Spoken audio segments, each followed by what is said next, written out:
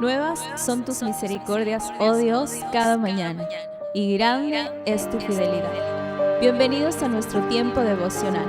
Somos la Comunidad Cristiana Internacional City. Buenos días, querida familia de la Comunidad Cristiana Internacional de Teoterapia. Hoy, en nuestro último día de devocional de esta semana, completamos con el estudio de las bendiciones espirituales en Cristo. Para ello, vayamos a nuestras Biblias en el libro de Efesios, capítulo 1, versos del 13 al 14.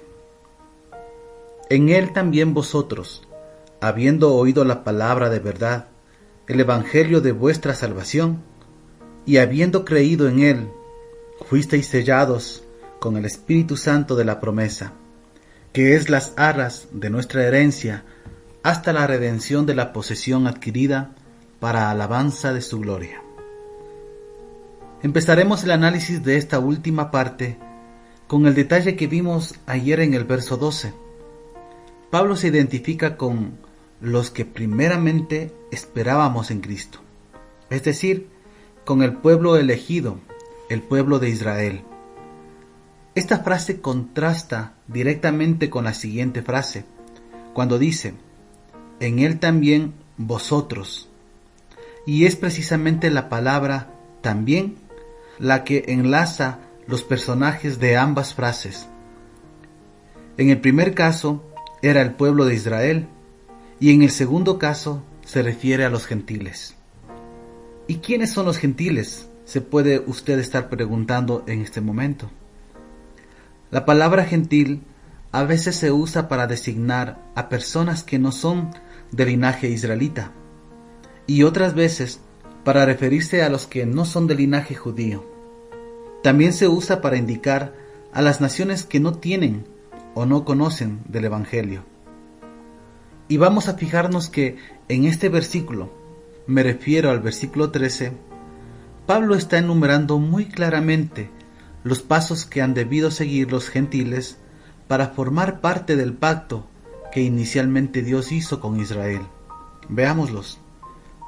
Lo primero que los gentiles han de hacer es oír la palabra de verdad, el evangelio de vuestra salvación. La palabra misma dice en Romanos capítulo 10, versículo 14, ¿cómo pues invocarán a aquel en quien no han creído? ¿Y cómo creerán en aquel de quien no han oído? ¿Y cómo oirán sin haber quien les predique? Y en el verso 17 dice, así que la fe viene por el oír, y el oír por la palabra de Dios. Para Pablo, los conceptos de oír la palabra de Dios y de que haya alguien predicándola van unidos. Y con ello nos podemos preguntar, si debe haber alguien que la predique, ¿quién es ese alguien? Efectivamente, familia, somos nosotros mismos, los que ya participamos de nuestra herencia en Cristo, los que debemos hablar el evangelio a los gentiles. ¿Y quiénes son los gentiles para nosotros? Pues nuestros vecinos, nuestros amigos, nuestros familiares que no han recibido a Jesús en sus corazones. Nosotros tenemos una responsabilidad con esto. Y recordemos que no solo se predica con la boca, también se predica con el ejemplo, con las actitudes.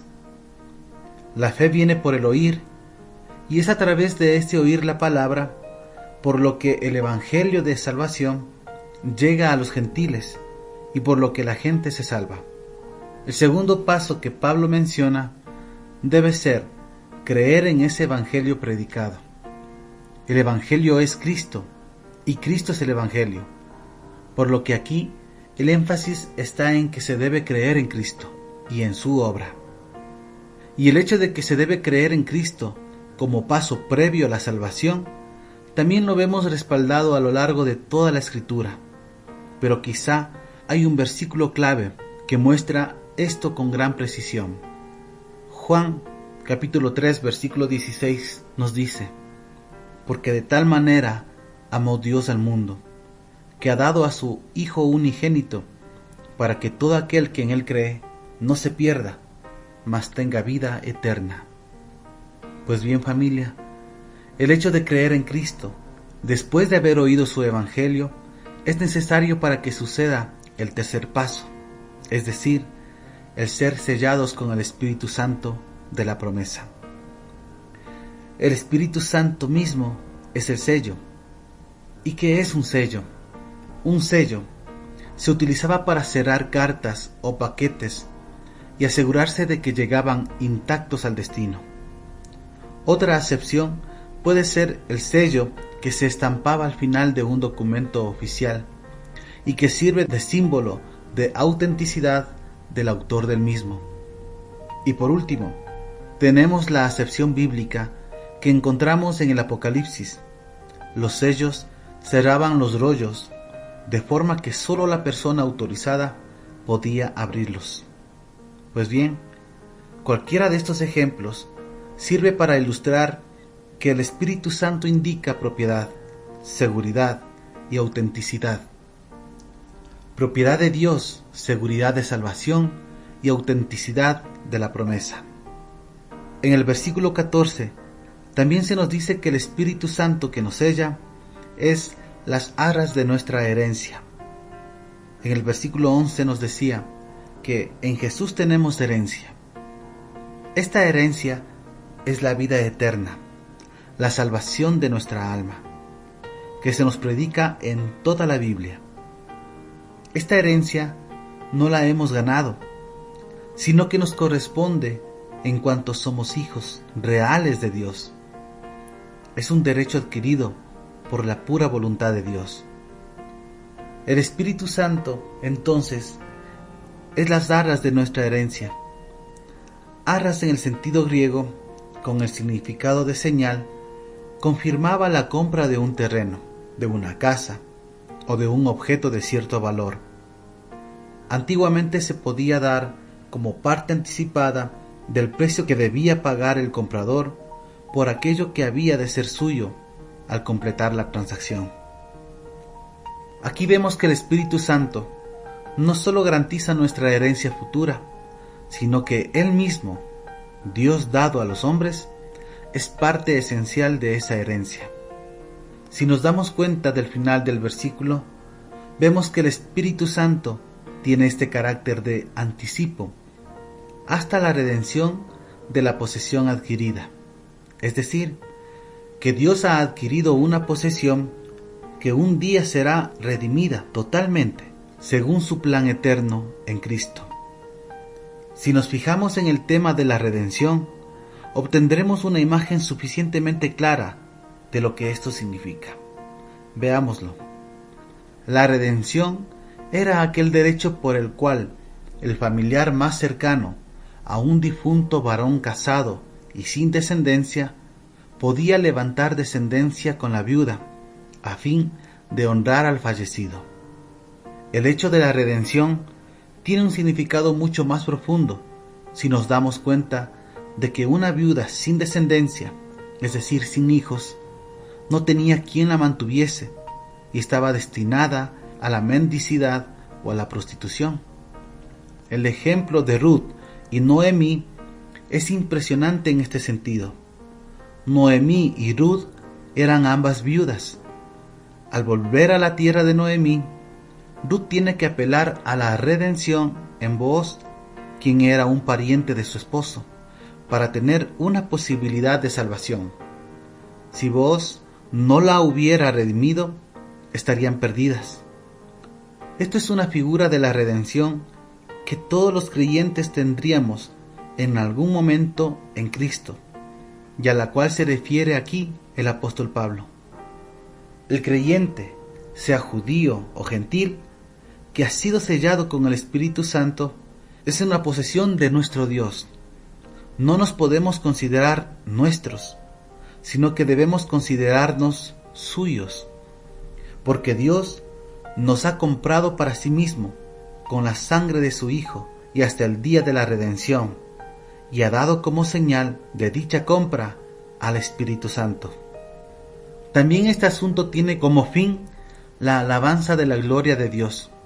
Por tercera vez repite esto, dando consistencia a la realidad trinitaria de Dios, que siendo un solo Dios, son tres personas, cada una de las cuales se encarga de una función dentro del plan de salvación divino que hemos visto desde el verso 3 hasta el 14, donde hemos visto que es Dios Padre quien nos ha escogido según su voluntad para que seamos redimidos por Jesucristo, Dios Hijo.